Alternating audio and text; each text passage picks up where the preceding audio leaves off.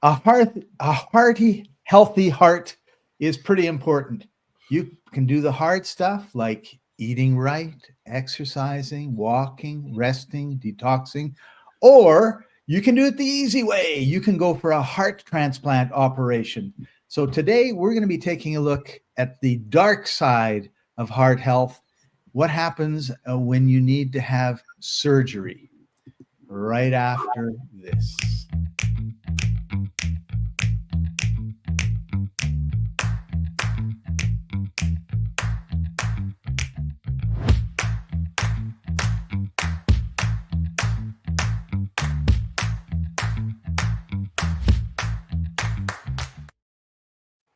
Welcome, everybody. This is the Life Enthusiast online video streaming and podcast network. Martin doesn't like radio and TV, so I'm trying to come up with a new one. And I'm your host, Scott Patton. He is your other host, health coach, Martin Patella. Martin, how are you doing today? I am actually good. I'm fine. I am just recovering from a power outage we had last night. A tree fell on a power line pushed by wind, and the power went out, and the entire neighborhood went quiet. Essentially, we had a heart attack. We went silent. We went silent. Awesome. And welcome to everybody joining us. George, good to see you. Kevin, thank you for joining us. We've got the drum roll going. George says, great topic. Before I forget, right after this, we head over to Telegram, t.me/life and co. Join us there where we are uncensored and we delve into these issues with a little more depth. Don't forget to like, subscribe.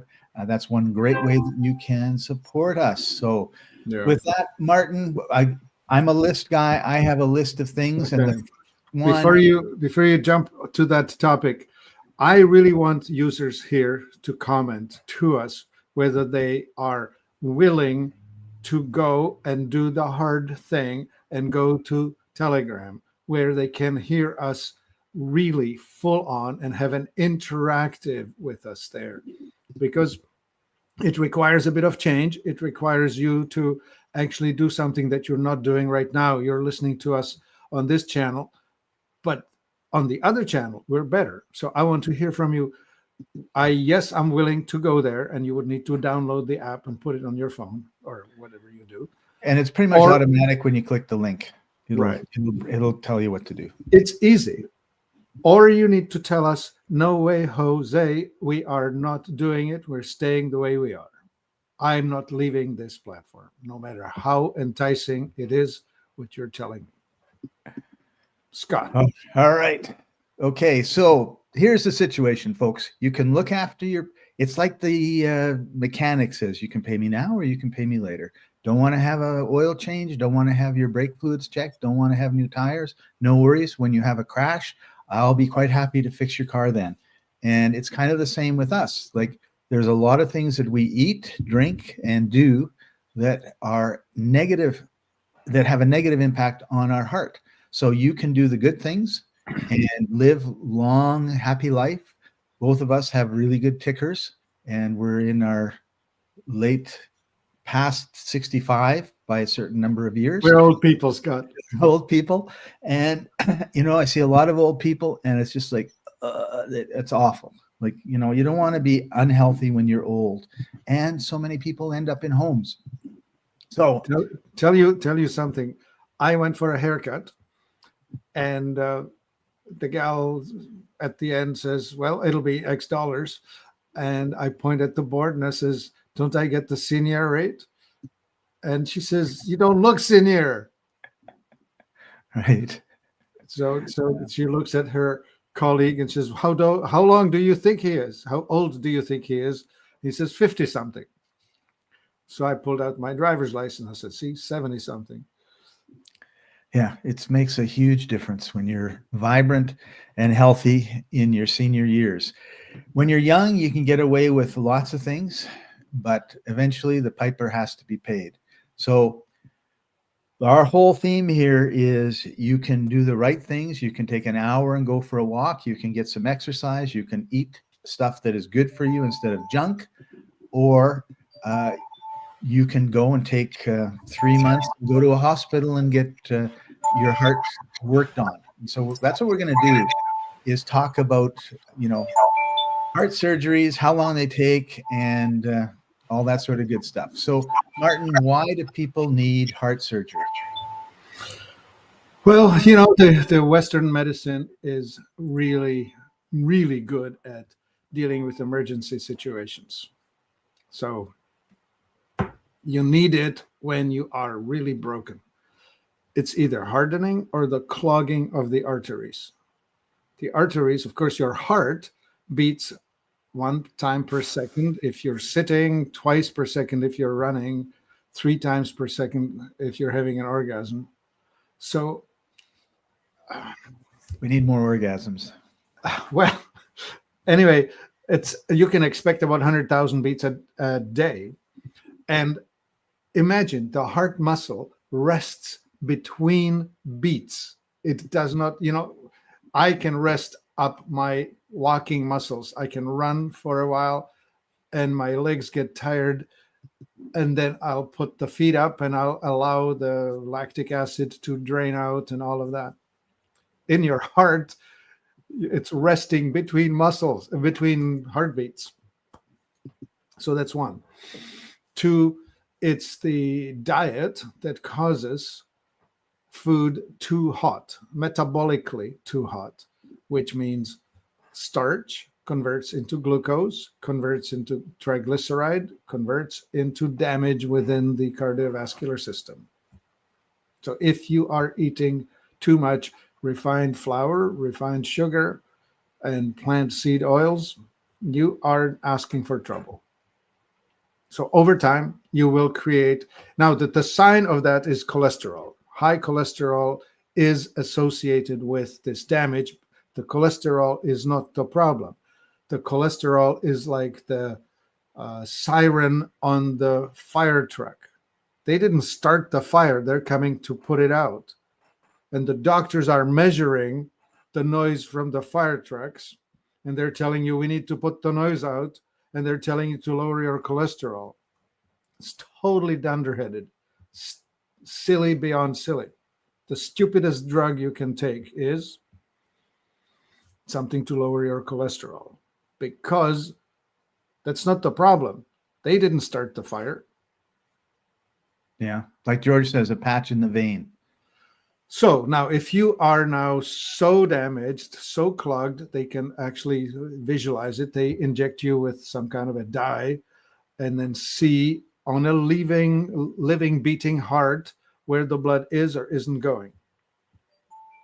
And so the ideas that they come up with is we need to get the blood to the situation. Oh, yeah, the other problem, I should say. The other problem is the hardening of the arteries. Every blood vessel is supposed to have this ability to expand and contract. It's a smooth muscle, and it's supposed to be tightening in a wave.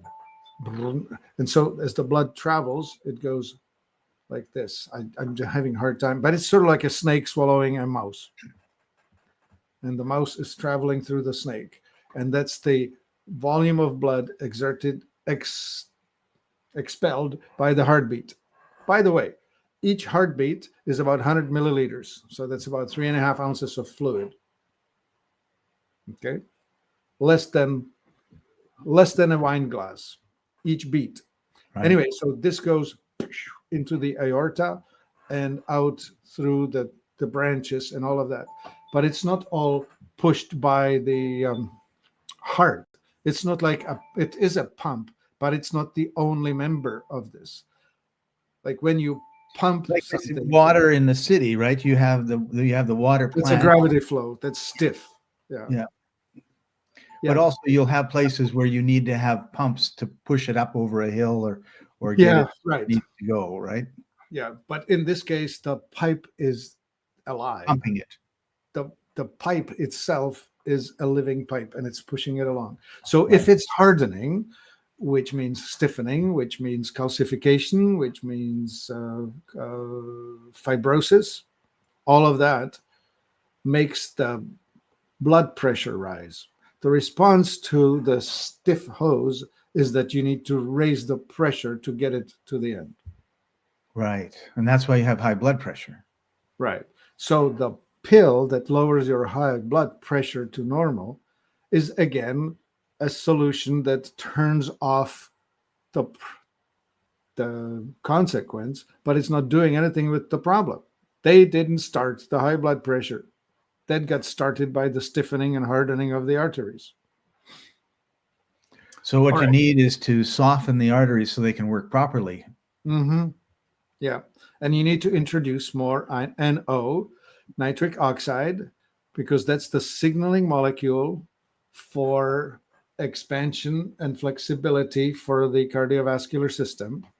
And that is driven through the carbon dioxide mechanism. So you actually need to be able to breathe more and have proper mineralization and have healthy foods in the body. So let's go back to the beginning. So you're on a surgical watch because they think they may need to put something in your arteries. And they have two solutions: bypasses and stents. A stent is sort of like a sock that you put inside of a vessel that holds it open so it doesn't tighten. Artificial. You're just inflating it or stiffening it through from the inside. And the bypass, that's when you give up altogether on that blood vessel and you go in the leg and you steal some vessels from your leg and then you bring them into the heart and you cut the bad one. Well, you don't cut the bad. Yeah, you cut into the bad one and you bypass it. Like you just, and I have triple, quadruple, quintuple bypass. That means that what they're doing is they're seeing that there is not enough blood supply in certain areas of your heart, and they're routing blood from a bigger vessel through some smaller vessels into there so that the blood supply is renewed because your existing blood supply is failing. Right. And well, we know the silliness is the problem. It's not dealing with the cause. Right. So if you miss these warning signs, you may end up with an electric event that's going to, it's called fibrillation. If you have atrial fibrillation, that's the top side of the heart, the smaller chambers, and you have ventricular fibrillation, that's the bottom part of the heart. Well, the top part, if it's out of rhythm with the bottom part, it just feels really fluttery in the chest, running weird. And AFib, atrial fibrillation, is something that nobody enjoys, but it can be reset. Right. A VFib, ventricular fibrillation, is known as heart attack. When that happens, you may have the first warning is a heart attack bad enough that you don't survive it. Poof. Just like that. You don't usually give much of a warning, do you? Nope. So Kevin has a nice comment. Thank you, Kevin. I really like NO, nitric oxide, for some 50 years, despite the sometimes negative news over the years. Right, indeed. Yeah, it's important. And when you take supplements that improve your nitric oxide availability, you do well. Should I talk about what that is? Yeah, let's jump into that just for a minute. 2 amino acids, citrulline and arginine. So you can go at it using free-form aminos, citrulline and arginine. That's sort of like taking a hammer to it. The other way is to go with some plants, which we sell something called Eclonia cava. Eclonia is a brown algae, brown seaweed, grows in the near Korea, on the west side of Korea. So if you're worried about Japan, don't be worried. That's on the east side of Korea, and that flows toward America. So this stuff is grown in the clean waters, unaffected by the effluent coming out of the what was it called? 2011, the nuclear disaster in Fukushima. That's the word. Anyway, so more Eclonia will get you a really happy outcome. We sell it as Eclonia cava by itself, or in a product called Algaran, or in our product called Aura Fit and Aura Max. Anyway, that's the story there. So let's talk a little bit about the types of heart surgery. So coronary artery bypass grafting. That sounds grafting. Yes. Grafting. Yeah, well, that's what I just described a moment ago. You go steal some blood vessels from other parts of the body, and you pray that those vessels are not clogged or hardened. So it works reasonably for the hardening, because the heart is usually more tired than your leg. But anyway. Right. You replace it. And then we have heart valve surgery. Yeah, okay. So in the heart, we have the top chambers, bottom chambers, atrial and ventricular. And there is this valve that are opening. It's sort of like an aperture on a camera. Open, close, open, close. And so if that stuff is calcified, you need to figure out some way to repair it.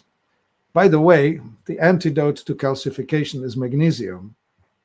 So if you start on supplementing magnesium 20 years earlier, you will be in a better shape, because you will not have calcification of the valves, and you won't have to have it replaced with a valve that's been stolen from a pig, or a mechanical valve that's not all that great. It just, by the way, all of these measures are just such crutches.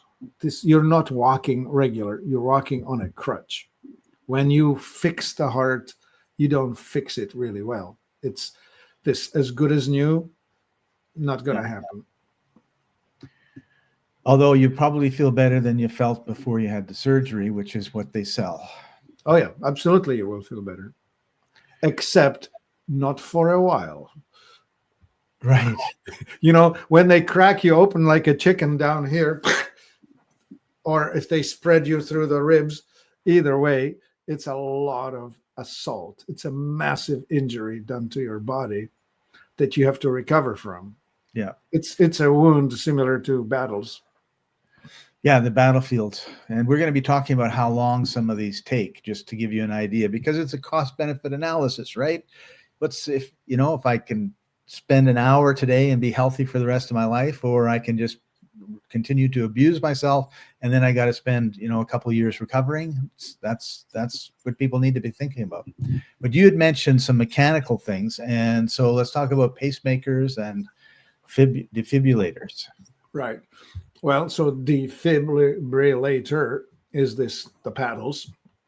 They charge them up to fairly high voltage, not a high current, but high voltage, and they put them on your chest and say clear, and then they go bam. So they're going to stick that in your body. So we're going to put a minor affair of that sort in here, so that if it should notice, there is a system that will notice that your heart is not beating, right? If it goes quiet, the defibrillator will notice and fire itself up, shock you back up. Kenny just sent a comment, just had a stress test waiting for the results. So Kenny, if you haven't seen our last two live streams, and it should be wherever you're watching this, we're talking a lot about how to fix, or how to not to fix, but how to have a healthy heart. And so if your heart passes a stress test and you're not about to go into surgery tomorrow, or when you get the results, then seriously consider taking a look at your lifestyle choices and your food choices, and see what you can do to. Yeah, one thing you don't know, I know Kenny. Kenny is an awesome guy. He's a musician, and he has been buying the Exula Heart Studies formula for some time. Yay! Well, now we want to know what the results were, Kenny.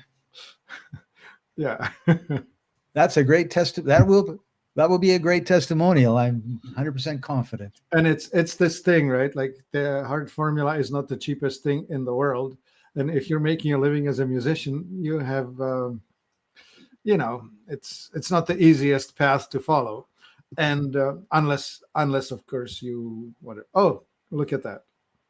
And the normal would be what, Kenny? I don't know. I don't read the numbers, but it's Yeah, the calcium magnesium balance. And if you're not supplementing enough magnesium, you will end up with high calcium. That's definitely an issue for many people. yeah. And all right. So we were talking about pacemakers or defibrillators, not pacemakers. So So the pacemaker, of course, that's a defibrillator that's on all the time. It does not wait for you to go quiet and hit you. It hits you with a much smaller voltage, but all the time. It Right. actually drives the beat. Poop, poop, poop, poop. But these pacemakers are not intelligent. They beat on a steady beat. I don't think they have computer control, and I don't think that they have the AI that says this guy is running. Let's put the rate up. right. Maybe that's coming. Maybe they'll come up with intelligent pacemakers, but for right now, it's a one rate. And here's the biggest thing. One of the signs of health is heart rate variability, HRV. You get to measure that with all kinds of gadgets, an Apple Watch or an Oura Ring or any one of many. The best one, of course, is the chest strap. But anyway, HRV should be measured, and it's the variability. So it's the opposite of playing on the beat. It's, if you have a metronome, the metronome hits the beat always equidistant on the timeline. Right. That's not a good thing for us humans. The more variability we have, the sign of health is within us. The heart should be always evaluating when it's time to beat the next time. It should be very responsive to all the stuff that's going on around us from one beat to the next. So this heart rate variability is a witness to our ability to be very flexible, and it's a sign of health. Cool. All right. The next one on my list is congenial heart defect surgery. So treating heart defects that are present. Yeah. From birth. Well, if you're born with it, there's born not much we can do with it. It's thank God for these successful surgeons who are able to reach inside our babies and fix them. Yeah. Yeah. So we're not like anti-medicine or anti-surgery or anything like that. We're just like, do it when it's a real emergency, not when it's something that's been 30 years of a bad lifestyle. And again, I'm not against any of what we're describing. I would just like to advertise for not getting that. I would advertise for how we talked about the fire engine. If you never start the fire, you'll never have to be calling the 911. Yeah. When you're calling the 911, you have failed. You know how earlier today I was asking you if you would be willing to change some of your habits and get on Telegram? Well, would you be willing to change some of your habits and get on the heart healthy life? Yeah. That's how you not end up with a heart attack or not end up with open heart surgery. Such as the next one on my list, which is heart transplants. Well, that's when it's ultimately all over, done. There have been partial transplants and full transplants. Like they have left a piece of the heart and just replaced some of the walls, or they have just cut the whole thing out. I can't imagine the complexity of it. There are all these valves coming in and circuits and nerves and unbelievable. Anyway, once you have had your transplant, you'll be on rejection drugs, which is immunosuppressant for the rest of your life. So you will no longer be able to allow yourself to get an infection from somebody else because your immune system is down multiple notches. So it's not, it saved your life. You have an extension on your life, but it's not a beautiful thing. No. So let's talk a little bit about recovery, because I don't have time is probably the number one excuse for why people don't take care of their health. Yeah, you do have time, you just don't take time. It's a priorities management. Yeah, that's for sure. Well, pay me now or pay me later. That's right. And if you go to if you have a coronary bypass graft, you're in the hospital 5 to 7 days. Same with heart valve. Pacemaker is 1 to 2 days. Heart transplant is 2 to 3 weeks. Yeah. So they're going to be monitoring you closely and all the rest of it. Then you're going to have 6 weeks at home where you'll have rest and gradual movement. So Right. there's Yeah. 6 weeks where you're doing nothing right there. Well, just shuffling around, because you should not stress yourself. That's right. Avoid lifting heavy objects, which is greater than 10 pounds. This is 5 pounds, okay? So don't try to lift both of them at the same time. Right. And follow a heart-healthy diet. So you can wait until everything is a catastrophe, and then they're going to say, here's a heart-healthy diet. Actually, Scott, I am quite sure that they are so messed up about that. Yeah. Dean Cornish, may he rot in hell, came up with this idea that low fat was the answer. And back when, everybody was supposed to be a vegetarian on low fat diet, that concept is the cause of thousands of premature deaths, millions probably. Yeah. So you can do something about your diet now, or they're going to tell you to do something about it afterwards, and then it's too late. And then your cardiac rehabilitation is 6 to 12 weeks or longer, where they're going to supervise light physical activity, exercise sessions. So you're going to be forced to exercise. Of course, by this point, you've lost a lot of muscle mass. And your ability to exercise. Yeah. And your ability to exercise. Let me say something really strong, which is this. If you go for a blood test and they tell you that you have a high level of cholesterol, that is a witness to the fact that your diet is mismatched with your genetics. I went vegetarian and then had a blood test, and I had off the chart high cholesterol because I was a stupid vegetarian eating a lot of bread and potato and rice. That's how I got high cholesterol. Yeah. So you don't have to have high cholesterol. You can do something when it's early on in the whole situation.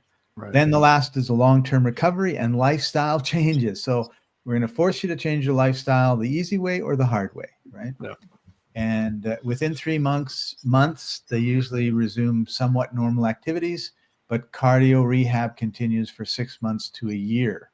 And again, they focus on heart-healthy habits, exercise, stress management, diet.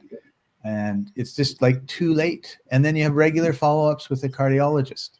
Yeah. So the medical expense, Scott, the medical expense goes through the time you lose, the work time you lose, the ability to enjoy life you lose, and all of that. That just goes a long, long way. So say a couple words about the health studies formula. Like, we just got a few minutes left. Well, the heart studies formula is constructed based on a lot of heart studies and deals with all of the issues. Clogging and hardening of the arteries, the stress, the oxidative stress, the aging stress, all of that. All of that is put into the formula. It's an adjunct to good diet. It does not replace good diet. So if you want to fix your heart, you go with the heart studies formula, but you need to have it with one other product like the Iridessa or 50 or Oramax or something like that. You want to mix it, food and heart formula. This is the metabolic repair tool. Right. And we're out of time. And we're out of time. Yep. So thank you for joining us, everybody. Head over to t.me/life&co. It's in the comments. And if you're watching this late and we're no longer live, the video's still there waiting for you. And it's really important that you get over there and check it out. And And also, the fun part there is we answer live questions live. yeah. So All right. See you next week, everybody. Thanks for joining us. Bye for now.